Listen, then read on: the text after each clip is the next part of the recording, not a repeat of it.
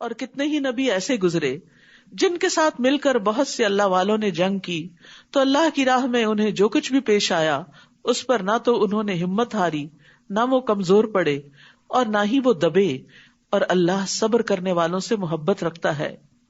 اور ان کی کوئی بات سوائے اس کے کچھ نہ تھی کہ انہوں نے گڑ گڑا کر کہا، ربنا اغفر لنا ذنوبنا واسرافنا فی امرنا وثبت اقدامنا وانصرنا علی القوم الکافرین، اے ہمارے رب ہمارے گناہوں کو اور ہماری کسی بھی معاملے میں کی گئی ہماری زیادتیوں کو بخش دے اور ہمارے قدموں کو جما دے اور کافر قوم کے مقابلے میں ہماری مدد فرما۔ تو اللہ نے ان کو دنیا میں اچھا بدلہ عطا کیا، اور آخرت کا بدلہ تو کیا ہی اچھا ہے، اور اللہ احسان کرنے والوں سے محبت رکھتا ہے۔ محسن کون ہوتا ہے؟ جو دوسرے کے مقابلے میں زیادہ بہتر رویہ اختیار کرے۔ اے لوگو جو ایمان لائے ہو، اگر تم ان لوگوں کی اطاعت کرو گے جنہوں نے کفر کیا تو وہ تمہیں تمہاری ایڑیوں کے بل کفر کی طرف پھیر دیں گے، پھر تم خسارہ پانے والے بن کر پلٹو گے۔ بلکہ اللہ ہی تمہارا مولا ہے اور وہ مدد کرنے والوں میں سب سے بہتر ہے۔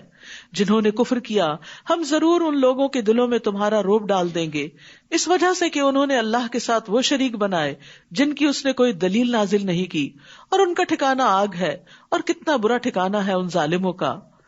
تو یاد رکھیے کہ شرک جو ہے زندگی میں خوف اور بے برکتی کا باعث ہوتا ہے، اور یقیناً اللہ نے تم سے اپنی مدد کا وعدہ سچا کر دکھایا جب تم انہیں اس کے حکم سے قتل کر رہے تھے، یعنی جنگ احد کے موقع پر، یہاں تک کہ جب تم نے بزدلی دکھائی اور رسول کے حکم کے بارے میں باہم جھگڑا کیا، یعنی ان کی بات نہ مانی، اور جو ہی اس نے تمہیں وہ چیز دکھائی یعنی مال غنیمت جس سے تم محبت رکھتے تھے، تو تم نے رسول کی نافرمانی کی، کیونکہ تم میں سے کوئی وہ ہے جو دنیا کو چاہتا ہے اور تم میں سے کوئی وہ ہے جو آخرت کو چاہتا ہے۔ پھر اس نے تمہیں ان کافروں سے پھیر دیا تاکہ وہ تمہیں آزمائے، اور یقیناً اس نے تم سے درگزر کیا، اور اللہ مومنوں پر بڑا فضل کرنے والا ہے۔ اذ تسعدون ولا تلوون علی احد والرسول يدعوكم فی اخراکم، جب تم چڑھے جا رہے تھے یعنی میدان سے بھاگ رہے تھے اور کسی ایک کو بھی مڑ کر نہ دیکھتے تھے، اور رسول تمہیں تمہارے پیچھے سے پکار رہے تھے، تو اس نے تمہیں غم پر غم دیا تاکہ تم اس پر رنج نہ کرو جو تم سے چھن گیا، اور نہ اس مصیبت پر جو تمہیں پہنچی، اور جو تم عمل کرتے ہو اللہ اس کی خوب خبر رکھنے والا ہے۔ تو اس سے یہ پتہ چلتا ہے کہ اللہ بندوں سے چاہتا ہے کہ وہ دنیا کے نقصانات پر غم نہ کریں، اسی لیے وہ بعض اوقات غم پہ غم ڈالتا ہے تاکہ بندہ غم سہنے کا ایسا عادی ہو کہ پھر پرواہ نہ کرے۔ غم انسان کے لیے تنگی پیدا کرتا ہے، اور پھر غم انسان کو کبھی مفید کاموں سے روک بھی لیتا ہے، یعنی غم کے مارے وہ اچھے کام نہیں کر سکتا۔ غم کی وجہ سے انسان کے اندر نفسیاتی گرہیں بھی لگ جاتی ہیں، تو اس لیے بہتر یہی ہوتا ہے کہ انسان اس کو جھٹک دے اور شرح صدر اختیار کرے، اپنے نفس کو اللہ کی مدد سے دعا کے ساتھ خوش رہنے کا عادی بنائے، کیونکہ اگر انسان کا سینہ کھلا ہوگا، دل میں وسعت ہوگی، فراخی ہوگی، تو راحت پائے گا، اللہ کا حکم سمجھے گا اور سمجھانے کے قابل بھی ہوگا اور نیکیوں میں آگے بڑھے گا۔ لیکن اگر وہ غم کی وجہ سے گھٹا رہا تو نیکی کے بہت سے مواقع ہاتھ سے چلے جائیں گے۔ اور یہاں اس چیز کی بھی تعلیم دی گئی کہ جو چیز چھوٹ جائے اس پر بھی غم نہیں کرنا چاہیے۔ اور پھر نبی صلی اللہ علیہ وسلم کی دعا بھی یاد رکھیے، اللہم انی اعوذ بک من الہم والحزن، اے اللہ بے شک میں تیری پناہ مانگتا ہوں غم اور دکھ اور پریشانی سے۔ پھر اس نے تم پر غم کے بعد اونگ کی شکل میں امن نازل فرمایا، یعنی عام طور پر ایسا ہوتا ہے کہ جیسے کوئی فوت ہوتا ہے نا تو بہت زیادہ انسان رو لیتا ہے، تو پھر اس کے بعد ایک عجب سی سکینت بھی طاری ہوتی ہے۔ جس نے تم میں سے ایک گروہ کو ڈھانپ لیا اور ایک گروہ کو ان کی جانوں نے فکر میں ڈال دیا، وہ اللہ کے بارے میں ناحق جاہلیت والا گمان کر رہے تھے۔ وہ کہہ رہے تھے کیا ہمارے لیے اس معاملے میں سے کسی چیز کا کوئی اختیار ہے؟ کہہ دیجئے بے شک معاملہ سارے کا سارا اللہ ہی کے اختیار میں ہے۔ وہ اپنے دلوں میں وہ کچھ چھپا رہے تھے جو وہ آپ کے لیے ظاہر نہیں کر رہے تھے۔ وہ کہہ رہے تھے کہ اگر ہمارے لیے اس معاملے میں کچھ بھی اختیار ہوتا تو ہم اس جگہ قتل نہ کیے جاتے۔ کہہ دیجئے اگر تم اپنے گھروں میں بھی ہوتے تو جن لوگوں کے حق میں قتل ہونا لکھ دیا گیا تھا وہ تو اپنی موت کے مقامات کی طرف نکل پڑتے، اور یہ اس لیے ہوا تاکہ جو کچھ تمہارے سینوں کے اندر ہے اللہ اسے آزما لے، اور تاکہ جو کچھ تمہارے دلوں میں ہے اسے خالص کر دے، یعنی کھوٹ کپٹ سب کچھ نکال دے، اور اللہ سینوں کے بھید خوب جاننے والا ہے۔ یعنی نیتوں کا کھوٹ ہو یا کام کرنے کے جذبے میں کوئی کمی ہو، تو یہ ساری چیزیں آزمائش کے وقت انسان کو ہلا دیتی ہیں، یا انسان آگے بڑھ جاتا ہے یا اور پھر پیچھے چلا جاتا ہے، اس سٹیج پر نہیں رہتا. یعنی تکلیف اور مصیبت اور آزمائش یا انسان کو ترقی دلاتی ہے یا پھر نیچے گرا دیتی ہے، پیچھے پھیر دیتی ہے. یقیناً وہ لوگ جو تم میں سے اس روز پیٹ پھیر گئے جب دو جماعتیں آمنے سامنے ہوئیں، دراصل شیطان نے انہی کی بعض کوتاہیوں کی وجہ سے انہیں پھسلا دیا تھا. یعنی نیکی کے کام کے لیے نکلے تھے، نبی صلی اللہ علیہ وسلم کے ساتھ نکلے تھے، لیکن ایک خوف زدہ خبر سن کے پیچھے ہٹنے لگے، اور پھر خاص طور پر جو منافقین پیچھے چلے گئے تھے، تو دراصل ان کے نفاق کی وجہ سے انہیں توفیق نہ ہوئی کہ وہ نبی صلی اللہ علیہ وسلم کے ساتھ جنگ میں حصہ لے سکیں. تو یاد رکھیے، اگر دلوں میں منافقت ہو تو انسان نیکی کے کاموں سے پیچھے رہ جاتا ہے، پھر اللہ تعالیٰ توفیق بھی چھین لیتا ہے. اور یقیناً اللہ نے ان سے درگزر کیا، بے شک اللہ بہت بخشنے والا ہے، بہت بردبار ہے. اے لوگوں جو ایمان لائے ہو، تم ان لوگوں کی طرح نہ ہو جاؤ جنہوں نے کفر کیا اور اپنے بھائیوں سے کہا جب وہ زمین میں سفر کے لیے یا جنگ کے لیے نکلے اور وہاں مر گئے کہ اگر وہ ہمارے پاس ہوتے تو وہ نہ مرتے اور نہ وہ قتل کیے جاتے.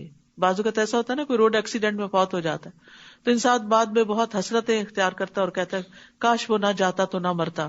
پر میں نہیں، وہ تو اپنے بستروں میں ہوتے تو وہاں بھی مر جاتے. یہ اس لیے کہ اللہ اس بات کو ان کے دلوں میں حسرت بنا دے، اور اللہ ہی زندگی دیتا ہے اور وہی موت دیتا ہے، اور جو کچھ تم کرتے ہو اللہ اسے خوب دیکھنے والا ہے. اور البتہ اگر تم اللہ کے راستے میں قتل کیے جاؤ یا مر جاؤ تو اللہ کی طرف سے بخشش اور رحمت اس سے کہیں بہتر ہے جو دنیا میں وہ جمع کر رہے ہیں. یعنی اگر اللہ کے راستے میں موت آ بھی گئی تو کیا ہوا، آگے بہترین منزلیں ہیں، دنیا سے بہتر ٹھکانے ہیں. اور البتہ اگر تم مر جاؤ یا قتل کیے جاؤ تو اللہ ہی کی طرف تم سب اکٹھے کیے جاؤ گے. پس اے نبی، اللہ ہی کی رحمت کے باعث آپ ان کے لیے نرم خو ہو گئے، اور اگر آپ تند خو ہوتے، سنگ دل ہوتے، سخت دل ہوتے تو یہ ضرور آپ کے آس پاس سے منتشر ہو جاتے. بس آپ ان سے درگزر کیجئے اور ان کے لیے بخشش مانگیے اور ان سے اہم معاملات میں مشورہ کیجئے. پھر جب آپ کسی کام کا پختہ ارادہ کر لیں تو اللہ پر توکل کریں، بے شک اللہ توکل کرنے والوں سے محبت رکھتا ہے. یاد رکھیے، ایک داعی اور ایک لیڈر کے اندر جو بیسک کوالٹیز ہونی چاہیے، رحمت، نرمی، تواضع اور کندھے جھکا دینا، اور ساتھیوں کے لیے دعا کرنا، ان کی فکر کرنا. نرمی کاموں کو خوبصورت بنا دیتی ہے. نبی صلی اللہ علیہ وسلم نے فرمایا، بے شک نرمی جس چیز میں بھی ہوتی ہے اس کو زینت بخش دیتی ہے، اور جس چیز سے نکال دی جاتی ہے اسے بدصورت کر دیتی ہے. نرمی گھرانوں کو فائدہ دیتی ہے. رسول اللہ صلی اللہ علیہ وسلم نے فرمایا، جس گھرانے کو نرمی عطا کی گئی تو وہ ان کے لیے فائدے کا باعث ہے، اور جن سے نرمی روک دی گئی تو وہ ان کے لیے نقصان کا باعث ہے. یعنی جن گھروں میں نرمی نہیں ہوتی آپس میں ایک دوسرے کے لیے، وہاں نقصان ہی نقصان ہے. اب اس انتظار میں نہ رہے کہ دوسرے نرم ہو تو ہم نرم ہوں، ہم نرمی کا آغاز کریں. اگر اللہ تمہاری مدد کرے تو کوئی تم پہ غالب آنے والا نہیں، اور اگر وہ تمہیں چھوڑ دے تو اس کے بعد کون ہے جو تمہاری مدد کرے گا. اور اللہ ہی پر مومنوں کو توکل کرنا چاہیے. دیکھیے بار بار ان آیات میں توکل کا درس ہے کہ اللہ پہ بھروسہ کرو، اللہ تمہارے کام سنوار دے گا. کسی نبی کے لیے ممکن نہیں کہ وہ خیانت کرے، یعنی مال غنیمت میں سے کچھ اپنے لیے نکال لے. اور جو کوئی خیانت کرے گا وہ قیامت کے دن اس چیز کو لے کر آئے گا جو اس نے خیانت کی ہوگی. پھر ہر نفس کو اس کی کمائی کا پورا پورا بدلہ دے دیا جائے گا اور وہ ظلم نہ کیے جائیں گے. کیا بھلا وہ جو ہمیشہ اللہ کی رضا کی پیروی کرے اس کی طرح ہو سکتا ہے جو ہمیشہ اللہ کی ناراضگی کے ساتھ پلٹے اور اس کا ٹھکانہ جہنم ہو، اور کتنی بری ہے وہ لوٹنے کی جگہ. ہم درجات عند اللہ واللہ بصیر بما یعملون. وہ اللہ کے نزدیک مختلف درجوں میں ہیں، اور جو عمل وہ کرتے ہیں اللہ اس کو خوب دیکھنے والا ہے. لقد من اللہ علی المؤمنین اذ بعث فیہم رسولا من انفسہم یتلو علیہم آیاتہ ویزکیہم ویعلمہم الکتاب والحکمہ وان کانوا من قبل لفی ضلال مبین. یقیناً اللہ نے مومنوں پر احسان کیا. اللہ کا بہت بڑا انعام ہے، مہربانی ہے، رحمت ہے جب انہی میں سے ایک رسول ان میں بھیجا، یعنی انہی کی قوم کے اندر سے رسول اٹھایا. وہ ان پر اللہ کی آیات پڑھ کر سناتا ہے، یعنی قرآن کی تلاوت کرتا ہے اور ان کا تزکیہ کرتا ہے یعنی ان کے دلوں کے میل کچیل تک بھی نکالتا ہے، ان کے اخلاق سنوارتا ہے. انما بعثت لاتمم مکارم الاخلاق، کہ میں اخلاق کی تکمیل کے لیے بھیجا گیا ہوں. اور انہیں کتاب و حکمت کی تعلیم دیتا ہے، اور یقیناً اس سے پہلے وہ کھلی گمراہی میں مبتلا تھے.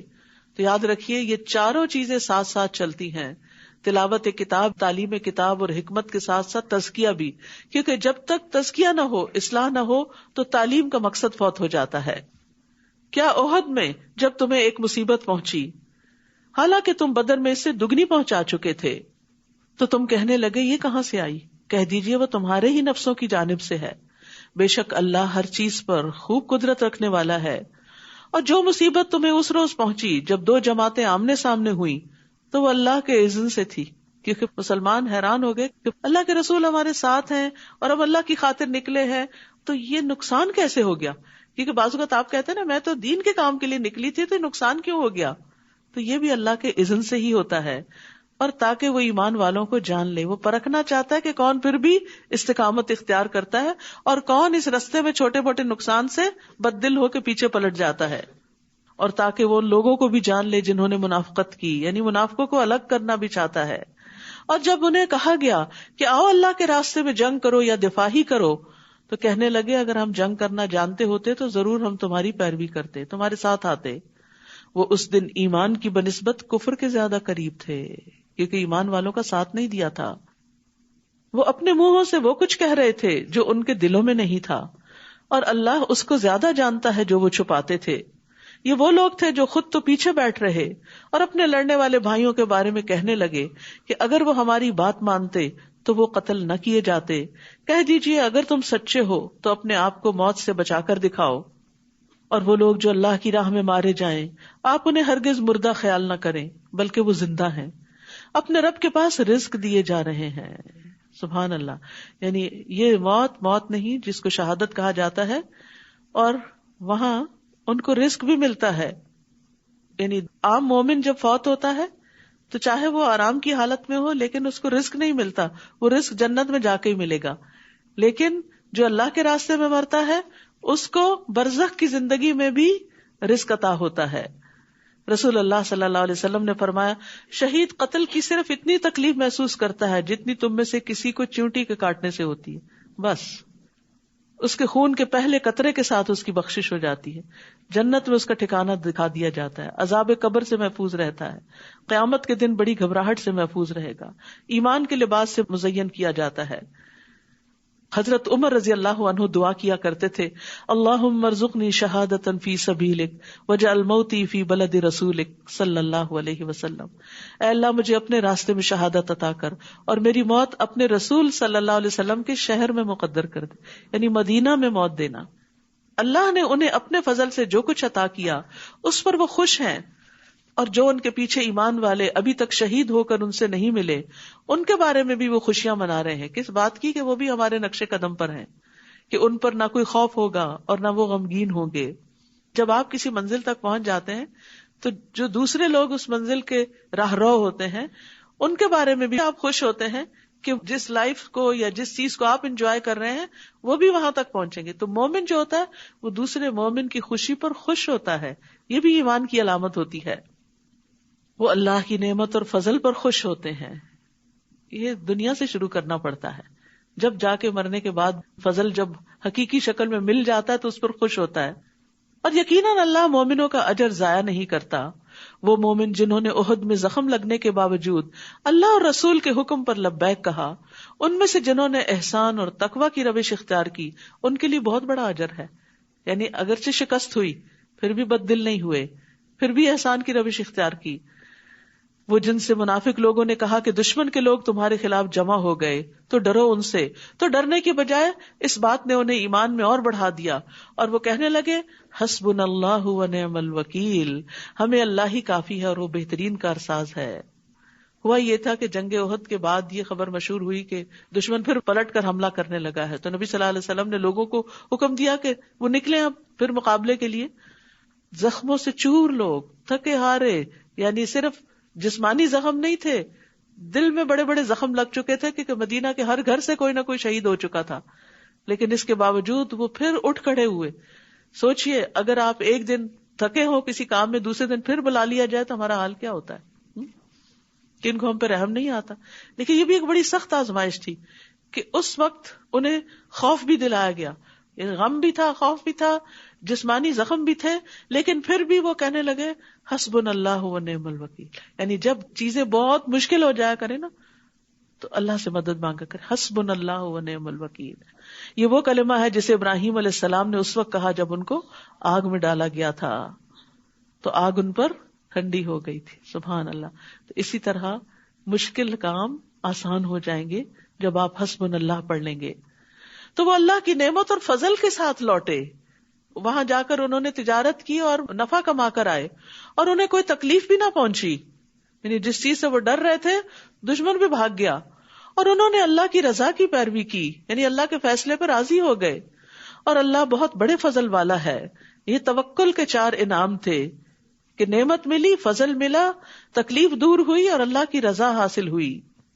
یہ تو شیطان ہی ہے جو تمہیں اپنے دوستوں سے ڈراتا ہے, تو تم ان سے نہ ڈرو اور مجھ ہی سے ڈرو اگر ہو تم ایمان لانے والے. اور جو لوگ کفر میں بھاگ دوڑ کر رہے ہیں وہ آپ کو غمگین نہ کریں, بے شک وہ اللہ کو ہرگز کچھ بھی نقصان نہیں دے سکتے. اللہ چاہتا ہے کہ ان کے لیے آخرت میں کوئی حصہ نہ رکھے اور ان کے لیے بہت بڑا عذاب ہے. یہاں مومنوں کی حوصلہ افزائی کی جا رہی ہے کہ ان کے دشمن ان کو کچھ بھی نقصان نہیں دے سکتے. اصل ضرورت ہے اپنا ایمان سلامت رکھنے کی. یقیناً وہ لوگ جنہوں نے ایمان کے بدلے کفر خرید لیا وہ ہرگز اللہ کا کچھ بھی نہ بگاڑ سکیں گے اور ان کے لیے دردناک عذاب ہے. یقیناً کفر کرنے والوں کو جو ڈھیل ہم دے رہے ہیں وہ اسے اپنے حق میں ہرگز اچھا خیال نہ کرے. یعنی اللہ کی نافرمانی کے باوجود اگر کوئی مصیبت نہیں آ رہی تو یہ مت سمجھو کہ اللہ راضی ہے تم سے. بے شک یہ ڈھیل تو ہم انہیں اس لیے دے رہے ہیں تاکہ وہ گناہوں میں اور زیادہ بڑھ جائیں اور ان کے لیے رسوا کن عذاب ہے. یہ بھی بڑی ڈرنے کی بات ہے کہ انسان اللہ کی نافرمانی کرے اور دنیا میں اس پر کوئی آزمائش اور امتحان نہ ہو اور انسان سمجھے کہ میں جو کر رہا ہوں ٹھیک ہی کر رہا ہوں. کیونکہ جب مشکل آتی ہے تو انسان اپنی غلطیوں کا سوچتا ہے. اور ایسا نہیں ہو سکتا کہ اللہ مومنوں کو اسی حال پہ چھوڑ دے جس پر تم اس وقت ہو, یہاں تک کہ ناپاک کو پاک سے الگ کر دے. اور نہ ہی اللہ ایسا ہے کہ تمہیں غیب پر مطلع کرے, لیکن اس کے لیے وہ اپنے رسولوں میں سے جسے چاہتا ہے چن لیتا ہے. بس اللہ اور اس کے رسولوں پر ایمان لے آؤ. اگر تم ایمان لاؤ گے اور تقوی اختیار کرو گے تو تمہارے لیے بہت بڑا اجر ہے. وَإِن تُؤْمِنُوا وَتَتَّقُوا فَلَكُمْ أَجْرٌ عَظِيمٌ. تقوی انسان کے دل پر بھی ایک چیک ہوتا ہے کہ برا نہیں سوچنا, نیگیٹو تھنکنگ نہیں. زبان پر بھی ایک لاک لگاتا ہے, کوئی بری بات زبان سے نہیں نکالنی. ایکشن میں بھی انسان کو روک کے رکھتا ہے کہ کہیں زیادتی نہیں کرنی. اور وہ لوگ جو اللہ کی عطا کردہ فضل میں بخل کرتے ہیں وہ ہرگز نہ سمجھیں کہ یہ ان کے حق میں بہتر ہے, بلکہ یہ ان کے حق میں بہت برا ہے. قیامت کے دن وہ ضرور اسی چیز کے ساتھ توق پہنائے جائیں گے جس میں انہوں نے بخل کیا. اور آسمانوں اور زمین کی میراث اللہ ہی کے لیے ہے, اور جو تم عمل کرتے ہو اللہ اس سے خوب باخبر ہے. یقیناً اللہ نے ان لوگوں کی بات سن لی جنہوں نے کہا کہ اللہ فقیر ہے اور ہم غنی ہیں, ہمارے پاس بہت مال ہے. اللہ خود نہیں دیتا, ہم سے دلواتا ہے, نعوذ باللہ. ہم ضرور لکھ لیں گے جو انہوں نے کہا, اور انبیاء کا ناحق قتل کرنا بھی, اور ہم کہیں گے چکھو مزہ جلانے والے عذاب کا. ابھی دنیا میں یہ سب باتیں بڑی آسانی سے کر رہے ہو, جب ہماری طرف پلٹو گے پھر دیکھنا کیا ہوتا ہے. یہ عذاب اس وجہ سے ہے جو تمہارے ہاتھوں نے آگے بھیجا, تمہاری اپنی کمائی ہے. بے شک اللہ بندوں پہ قطعاً ظلم کرنے والا نہیں. وہ لوگ جنہوں نے کہا کہ اللہ نے ہم سے عہد لے رکھا ہے کہ ہم کسی رسول پر ایمان نہ لائیں یہاں تک کہ وہ ہمارے پاس ایسی قربانی لے آئے جسے آگ کھا لے, کہہ دیجئے تمہارے پاس مجھ سے پہلے کئی رسول واضح نشانیاں لا چکے, اور وہ نشانی بھی لائے جو تم کہہ رہے ہو. پھر اگر تم اپنی بات میں سچے ہو تو تم نے انہیں قتل کیوں کر ڈالا؟ اب بھی اگر وہ آپ کو جھٹلائیں تو یقیناً آپ سے پہلے کئی رسول جھٹلائے گئے جو واضح دلائل اور صحیفے اور روشن کتاب لائے تھے. کل نفس ذائقۃ الموت, ہر نفس موت کا ذائقہ چکھنے والا ہے. ایک نہ ایک دن موت ہر ایک پہ آنے والی ہے, اور بے شک تم قیامت کے دن اپنے اعمال کے اجر پورے پورے دیے جاؤ گے. لہذا یہ وقت ہے کچھ کرنے کا. تو جو کوئی آگ سے دور کیا گیا اور جنت میں داخل کر دیا گیا تو یقیناً وہ کامیاب ہوا. تو اصل کامیابی کیا ہے؟ فمن زحزح عن النار وادخل الجنہ, آگ سے بچنا اور جنت میں داخل ہو جانا. وما الحیاۃ الدنیا الا متاع الغرور, اور دنیا کی زندگی تو محض دھوکے کا سامان ہے. جس کے پیچھے تم بھاگ رہے ہو یہ کام آنے والی نہیں. خوشبخت وہ ہے جس کی موت اس کی رب کی رضا میں آئے، اور دھوکے میں وہ ہے جو دنیا کے سامان پر اور دنیا کی دولت پر انحصار کر کے بیٹھا ہو، جو دنیا کے ذریعے دھوکے میں ڈالا گیا ہو. یاد رکھیے رسول اللہ صلی اللہ علیہ وسلم نے فرمایا جنت میں ایک کوڑا رکھنے کی جگہ دنیا اور جو کچھ اس میں ہے سب سے بہتر ہے. تم اپنے مالوں اور جانوں میں ضرور بضرور آزمائے جاؤ گے، اور تم اپنے سے پہلے اہل کتاب اور شرک کرنے والوں سے یقیناً بہت سی اذیت کی باتیں سنو گے. یعنی جب تم دین پر چلو گے تو تمہیں بہت سی مخالفت کا سامنا کرنا پڑے گا. اس موقع پر کرنا کیا ہے؟ تم بھی بس زبانی شروع کر دو، تم بھی جوابی کچھ الزام لگانے شروع کر دو؟ نہیں. وَإِن تَصْبِرُوا وَتَتَّقُوا، اگر تم صبر کرو اور تقوی اختیار کرو تو یقیناً یہ بہت ہمت کے کاموں میں سے ہے. تو بڑے دل والے ہی بڑی ہمتیں کیا کرتے ہیں اور پھر بڑے درجات پاتے ہیں. تو یاد رکھیے اللہ سبحانہ وتعالیٰ نے یہاں آگاہ کر دیا کہ اپنے آپ کو تکلیف کے لیے تیار رکھو. دین پر چلنا آسان نہیں، رکاوٹیں مشکلیں آئیں گی اور ہر ایک پر آزمائش آتی ہے. رسول اللہ صلی اللہ علیہ وسلم نے فرمایا سب سے سخت آزمائش انبیاء پر، پھر صالحین پر، پھر درجہ بدرجہ عام لوگوں پر، اور انسان پر آزمائش اس کے دین کے اعتبار سے ہی آتی ہے. دین میں پختگی ہو تو آزمائش میں اضافہ کر دیا جاتا ہے، کمزوری ہو تو آزمائش کم کر دی جاتی ہے. تو اللہ کی طرف سے آنے والی آزمائش پر ناراض نہیں ہونا چاہیے. جو راضی رہتا ہے اس حال میں بھی اللہ اس سے راضی ہو جاتا ہے، اور جو ناراض ہوتا ہے اللہ تعالیٰ اس سے ناراض ہو جاتا ہے. اور جب اللہ نے اہل کتاب سے پختہ عہد لیا کہ تم ضرور اسے سب لوگوں کے لیے بیان کرو گے اور تم اسے چھپاؤ گے نہیں، تو انہوں نے اس عہد کو پس پش ڈال دیا اور اسے تھوڑی قیمت میں بیچ ڈالا. تو کتنا برا ہے جو وہ بدلے میں لے رہے ہیں. آپ ہرگز ان لوگوں کو کامیاب خیال نہ کریں جو اپنے کیے ہوئے کاموں پر خوش ہوتے ہیں اور وہ چاہتے ہیں کہ ان کاموں پر بھی ان کی تعریف کی جائے جو انہوں نے کیے ہی نہیں. یہ بھی منافقین کی علامت ہے کہ کام نہ کرنا اور کریڈٹ خود لینے کی کوشش کرنا، یعنی کسی کی محنت پر تعریف چاہنا. تو آپ ہرگز انہیں عذاب سے نجات پانے والا خیال نہ کریں، اور ان کے لیے دردناک عذاب ہے. یعنی اللہ کو سب پتا ہے کہ کون کس وقت کس اخلاص کے ساتھ کیا محنت کر رہا ہے. اور آسمانوں اور زمین کی بادشاہت اللہ ہی کے لیے ہے، اور اللہ ہر چیز پر پوری قدرت رکھنے والا ہے. اور پھر یہاں سے شروع ہوتی ہے سورت آل عمران کی آخری آیات. رسول اللہ صلی اللہ علیہ وسلم نے فرمایا آج رات مجھ پر چند آیات نازل ہوئی ہیں، اس آدمی کے لیے ہلاکت ہے جس نے ان کو پڑھا لیکن ان میں غور و فکر نہیں کیا. نبی صلی اللہ علیہ وسلم تہجد کے وقت وضو کرنے سے پہلے ان آیات کو پڑھا کرتے تھے. کیا ہے یہ آیات؟ ان فی خلق السماوات والارض واختلاف اللیل والنہار لآیات لأولی الالباب. بے شک آسمانوں اور زمین کی تخلیق میں اور دن اور رات کی آمد و رفت میں عقل والوں کے لیے بہت سی نشانیاں ہیں، تاکہ وہ اس میں غور و فکر کریں اور ان نشانیوں کو پائیں اور ان کے ذریعے اللہ تک پہنچیں. کون ہے یہ عقل مند؟ الذین یذکرون اللہ قیاما وقعودا وعلی جنوبہم، جو کھڑے اور بیٹھے اور اپنے پہلوؤں پر لیٹے اللہ کو یاد کرتے ہیں، اور وہ آسمانوں اور زمین کی تخلیق میں غور و فکر کرتے ہیں.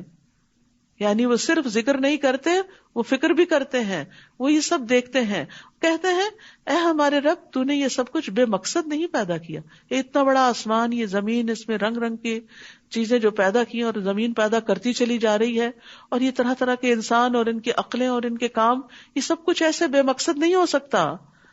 تو پاک ہے کہ کوئی بے مقصد کام کرے، بس ہمیں آگ کے عذاب سے بچا لے. تو یہاں ذکر کو غور و فکر پر مقدم رکھا گیا ہے. ام درداء سے پوچھا گیا ابو درداء اکثر کیا کرتے تھے؟ وہ کہتی ہیں وہ اکثر سوچوں میں غرق رہتے تھے، یعنی غور و فکر زیادہ کرتے تھے. لیکن یاد رکھیے غور و فکر کرنے کے لیے خاموشی بھی ضروری ہوتی. ہر وقت باتیں کرنے والا غور و فکر نہیں کر سکتا. جو کسی کی بات توجہ سے سنے ہی نہ، وہ کیا غور و فکر کرے گا؟ ان سے پوچھا گیا آپ کا کیا خیال ہے، کیا غور و فکر کرنا اعمال میں سے ایک عمل ہے، یہ کوئی نیکی کا کام ہے؟ انہوں نے کہا ہاں، یہ ایک یقین ہے، یعنی یہ ایسا عمل ہے جس کے ذریعے یقین حاصل ہوتا ہے. اور علم کے ساتھ جب یقین حاصل ہو جاتا ہے، چاہے اللہ تعالیٰ کی ذات کے بارے میں یقین ہو یا کسی اور چیز کے بارے میں، تو جب یقین حاصل ہو جاتا ہے تو انسان کے عمل میں اضافہ ہوتا ہے. ابن عون کہتے ہیں غور و فکر کرنے سے غفلت ختم ہو جاتی ہے، دل میں خشیت پیدا ہوتی ہے، جیسا کہ پانی کاشتکاری کے لیے نباتات اگاتا ہے، اسی طرح جتنا غم دلوں کو چمکاتے ہیں اتنا کوئی اور چیز دلوں کو نہیں چمکاتی، اور جتنا غور و فکر سے دل روشن ہوتے ہیں اتنا کسی اور چیز سے روشن نہیں ہوتے.